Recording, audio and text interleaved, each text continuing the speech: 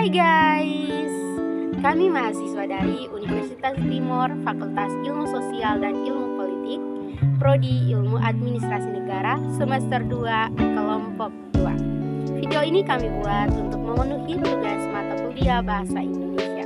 Mari mendengar, menyimak, dan memahami. Sebelum masuk pada pembahasan materi kami tentang penggunaan kalimat efektif dalam kebijakan publik, maka izinkanlah kami untuk memperkenalkan diri terlebih dahulu. Saya sendiri atas nama Nino Fortunata Kose dengan NPM 22240173. Selanjutnya atas nama Krisantus Alfite Siran dengan NPM 22240117. Selanjutnya atas nama Niva Nelci Moboi dengan NPM 22240114. Selanjutnya atas nama Febriana Tanik dengan NPM 22240016. Selanjutnya atas nama Etriana Tei dengan NPM 22240096. Selanjutnya atas nama Marsiana Mali dengan NPM 22240101. Kalimat efektif adalah kalimat yang dapat menyampaikan maksud atau pesan penulis baik secara jelas, tepat, dan mudah dipahami oleh pendengar maupun oleh pembaca.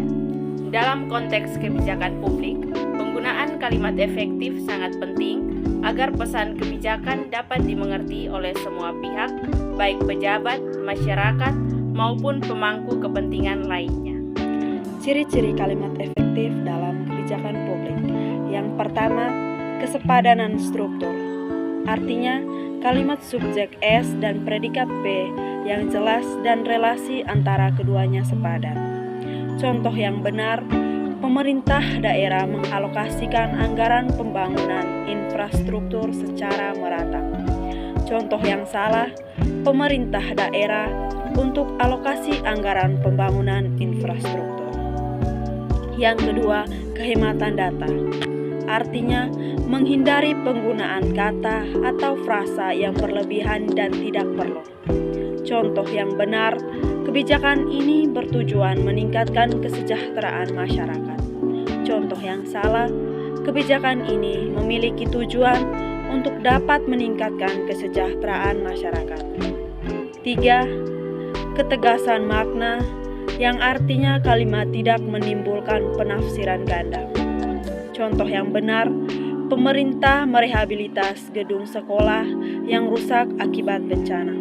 Contoh yang salah, pemerintah akan memperbaiki gedung sekolah yang mungkin rusak.